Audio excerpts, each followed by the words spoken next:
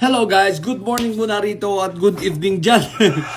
Ito guys, bago ako pumasok i-content ko lang to. Talagang hindi pwedeng hindi natin ito ibalita sa taong bayan, hindi natin ito palalampasin. Okay. After ni PBBM na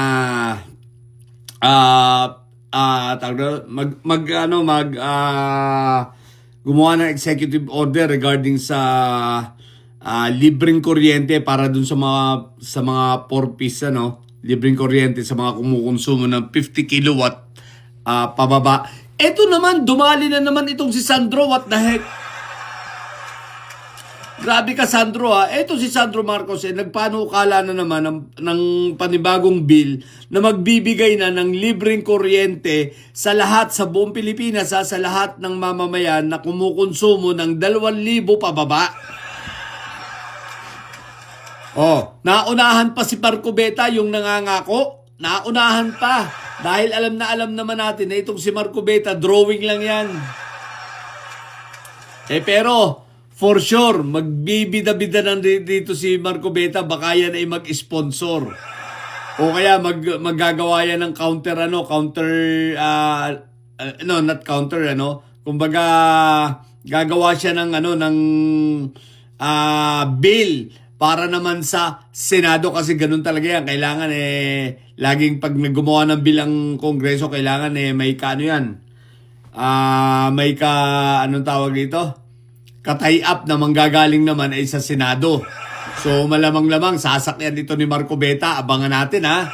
Pero ito, grabe ka talaga, Sandro, at ang bill na ito naglalayo na yun nga, bigyan ng libre. Hindi lang ang 4-piece, kundi ang bawat mamamayan na kumukonsumo ng 130 kilowatt sa loob ng 130 kilowatt 130 kilowatt sa loob ng 3 buwan.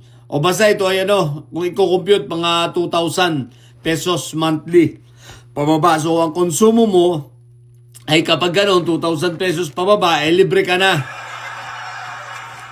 So, pag ito ay napasa, magtipid-tipid sa kuryente ba kung gusto nyo ng libre?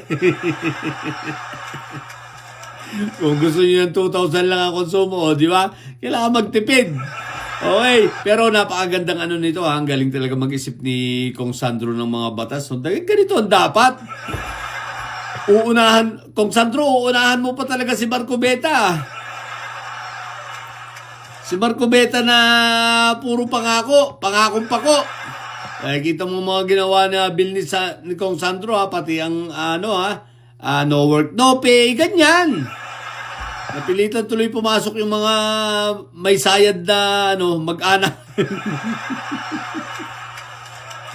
Diba? Ang gagaling ng mga bill nito ni Kong Sandro talaga. Bilib talaga ako. Anyway, yan. Sana, Congress, sana maipasa nyo ito pati sa Senado. Napakaganda ito at napakalaking tulong sa ating mga kababayan. Anyway, gagawing guys, institutionalize. Kaya isa sa batas para maging institutionalize na. Ibig sabihin, pag institutionalize, ito ay batas na ito ay kailangan mandato na nagawin. At the same time, magkakaroon na ito ng pondo galing sa gobyerno kasi nga subsidy ito.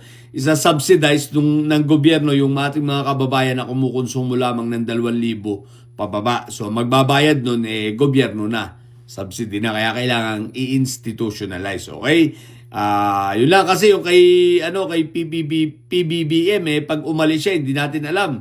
Sa susunod na presidente, pwedeng baguhin yun yung libreng sa 4-piece. Yung kumukonsumo ng 50 kilowatt per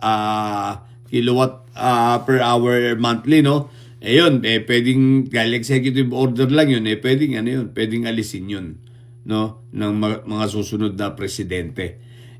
Pag institutionalize hindi na. Batas na kasi ito. Yun ang pagkakaiba, di ba? So kaya napakaganda. Okay, so si Marcobeta iiyak na naman ito. Ano naman yun?